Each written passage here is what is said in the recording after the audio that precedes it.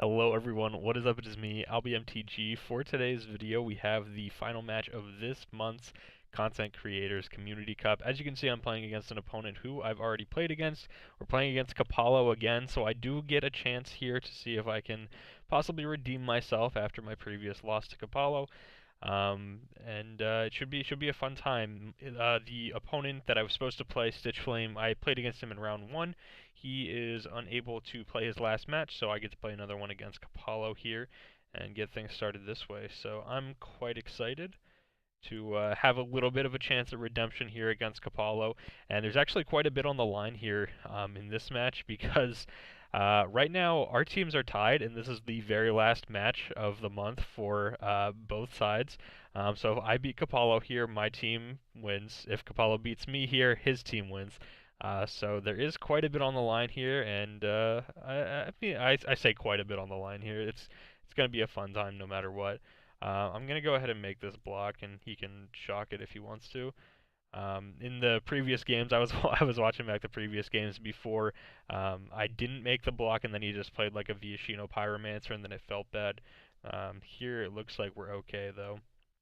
I'm gonna play out this Dragon Skull Summit, and now I would debate between just firing off the shock now on the Fanatical Firebrand. I don't think I will. I think I'm just going to go ahead and fire off a Sovereign's Bite here. Just kind of get that in play because we're going to need to gain a little bit of life here since I'm thinking about maybe shocking for the Blood Crypt because I do want to play one of these 3-drops here. Has the Lightning Strike, so gets in for 3 points of damage, possibly more, 4 points of damage, pretty good. Alright. We'll drop down to 16. Only 2 cards left in his hand, though. A Mountain's a pretty nice draw. Allows me to play out one of these Bloodletters, and it allows me to do it without taking any damage, too, which is kind of the key there. And okay, so he's hoping I block here. Do I want to trade this off for 2 Firebrands? I think I'm okay with that since I have an extra one. Um, if he had like Trumpet Blast or something like this, he wouldn't have left back the Firebrand. But I think I'm okay trading off this for 2 Firebrands, knowing that I have another Bloodletter here. Brute's pretty good here as well. So I think we're just gonna go Swamp. We'll shock a Bogart Brute because I don't think I can really beat that card, and then we'll play another Bloodletter. Again, gain back a little bit of life here. We're just slowly grinding away. Since they only have 2 cards left in hand, I feel like we're in an okay position. We can play this one tapped. We can actually get a little bit offensive here. Go ahead and get in for some damage, and we have these murders just in case. Looks like he is flooding out a little bit. I say flooding out a little bit. He has 6 lands, which is like, a reasonable amount of lands. Actually, I think I am just going to fire this off. We'll go here on the Instigator. Take only 1 damage instead of 2. And another Bogart Brute. We've got the answer for it, and we can actually play a second spell this turn too, which is great. So we'll play this. We'll play out a Neonate, and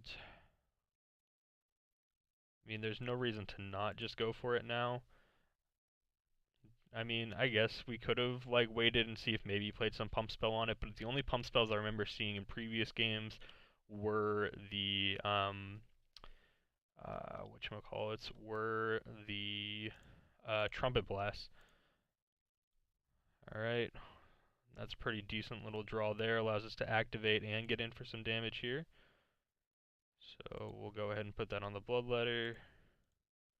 Attack in for 3. Drops him down to 8, and then we have an activation on the Neonate. And we'll see what happens from here. Also, notably, a Scorch Mark, that's pretty good. Yeah, that's fine. Notably, he spent the money on these new cosmetic things. He has the Angrath avatar, which costs some number of gems, and then has the Rakdos sleeves, which is pretty nice. The only ones I did were the free ones. If you guys type in starter styles in all capital letters into your thing, you can get I think it's 6 of like the promo artwork cards. I think they're all just commons or uncommons. And then you also get these new backs for your cards. I think we're gonna go ahead and try and trade off here if he's willing to.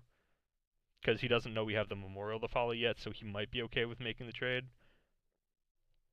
Perfectly fine with me. And then we can play out this Memorial to Folly and potentially get back something like a Bloodletter later on. All depends on what this last card is. Goblin Instigator is not bad. It does allow him to make 2 bodies to get around the Neonate. We'll go ahead and fire this off. So we will have 3 mana, meaning we can just hit a Bloodletter, which I'm fine with. Play land, play Bloodletter, and we'll drain him for 1 and pass the turn back again. So again, like I was saying, starter styles is the code that you can use to get. I think it's like Divination, Luminous Bonds, Viashino Pyromancer, Meteor Golem, Llanowar Elves, and am I forgetting a card? Forgetting the black card. Doom Dissenter is the other card. So you can get those cards in the new promo style artwork here on Arena, and then you also get the black backs that I'm using here on my cards for this round, all for free just by typing in the code on MTG Arena. And while I was saying all that, we did manage to pick up our first match win here, and this one has double Moment of Craving, which seems like quite the keep to me. Fanatical Firebrand comes down, seems pretty good. We have a nice little curve out though. We can go ahead and play out this Neonate and then most likely block. I'm probably just going to block. Hits us up with a nice again. I like it. I like it. Even if he has the shock, we're fine. I don't think he does though. Just goes for an Instigator. Yep, that's cool. And another shock is fine. I'm just going to Moment of Craving the Firebrand right now. Just get that out of the way, and we'll pass the turn. If we could hit another land, that would be great. It would give us the opportunity to potentially double spell next turn, which could be great. Do something like a Moment of Craving plus a shock. There's the shock, and it's the new promo, the new style, which is like super cool. Of course, we're going to hit him up with the nice because he's got the fancy artwork on it. I'm going to go ahead and play out a Zealot here. We'll go ahead and lose a life, draw a card. Bloodletter's not a bad draw. Maybe would have liked another land there. Maybe play Vampire or something else into it. Looks like only 2 lands so far, though. We're going to make off the trade. It doesn't hit anything interesting. We'll play out another Zealot, see if we can hit the land. And we don't hit the land, unfortunately, so we'll just pass the turn back. And there's the land. So now it's Goblin Gathering time, probably. If you guys missed the last time I played against Kappolo, Kappolo got me with quad Goblin Gatherings, which was pretty disgusting. It was quite difficult for me to take down quad Goblin Gathering. That was a nice little chain of events there as well. Since we held up the shock, we were able to take care of the Bogart Brute on his turn. Which was very nice, because now we can go ahead and use our mana here to Bloodletter, and we got to play the tapped Blood Crypt, so we didn't have to play any additional, didn't have to pay any additional mana, I should say. And Shock's a nice draw too, because it allows us to take care of this and still manage to add another creature onto the board at the same time.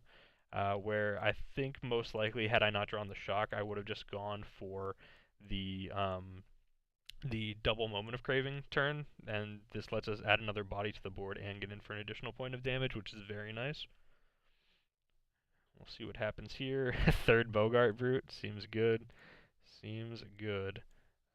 We're going to go ahead and get rid of that. Attack in here for 4, and we'll pass the turn back. And if he plays out the 4th Bogart Brute, again, we'll have the Moment of Craving. Goblin Gathering, there it is. Pretty good. Go to my turn. We're just gonna attack. If he double blocks, we might Moment of Craving one of the goblins. I don't know if he's gonna double block or not though. I think it's pretty reasonable either way. He's gonna go for the double block. We'll Moment of Craving just to save our guy, and then we have Lightning Strike for his turn. Gets in for another 2 points of damage. He still has a lot of cards in hand though, which is pretty scary. But I'm guessing most of them are like 3-drops, or maybe he's going to double spell this turn. That makes sense. Attacks in for 1. Sure, I'm gonna say that's okay. I could regret that actually. If he has something with Spectacle, I'm gonna want to kill this. Actually, I think I'm just gonna kill it. Again, that could be wrong, but I don't want him to have Spectacle. If his hand is like double Skewer the Critics, we already talked about how I think he has some number of 3-drops in hand. If he had double Skewer the Critics, then that could have been pretty bad. Um, Again, we'll make the attack here. And if he goes for the double block, again, we can murder. What do we have in our graveyard for this Memorial to Folly as well? We could get back an Vampire Neonate this turn. I don't hate that too much.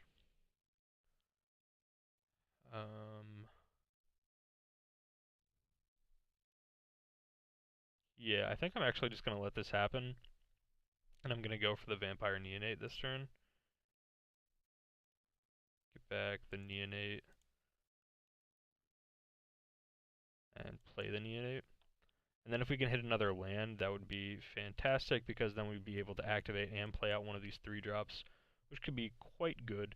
He needs to find a way to answer the flyer, though, which is pretty important. Has the Lightning Strike, but has to use it on the Neonate. Couldn't use it on the Bloodletter, which is nice. We'll go for a Voracious Vampire, try and give this +1/+1 in Menace, and we get there, so we'll go ahead and attack him down to 5. And I think we're in a pretty good position. I'd be surprised if I managed to lose from here. But again, knowing me, I'll probably find a way to do so. Sovereign's Bite's pretty good, so if he lets through any amount of this damage, if he can't kill off both of them, then the Sovereign's Bite will do it. Shock is fine, and doesn't have a way to deal with the other one. We'll go ahead and say good game. We'll fire off a Sovereign's Bite, and good games to Kappolo. Always fun getting to play against other content creators. Had a lot of fun. He was the first person to give me a match loss in this competition, so of course I knew he was a good player going into it, but we got the 2-0 this time. Redeemed myself and won the match for my team, which is super cool as well. So hopefully you guys did enjoy the video. Again, if you guys are ready for next month's Magic the Gathering Content Creators Community Cup gameplay footage, then you guys can go ahead and let me know with a like on the video, maybe a comment telling me that you're excited for it. It'd be pretty cool. Be sure to check out Kappolo as well. His link will be down low in the description. I greatly appreciate it, and I'll see you guys here next time. Thank you all so much for watching the final video for the Content Creators Community Cup for this month. Again, we'll be starting up next month here very soon with a brand new deck after a brand new challenge is given to us. At the end of each of my videos, I love to give a huge shout out and thank you to the people over on the Patreon page who are supporting the channel. So huge shout out and thank you to Jeremy, Rodrigo, Jason, BadWolfMTG, and Down Under MTG for supporting me on the Patreon page. Greatly appreciated. It truly means a lot, and I'll see you guys here next time.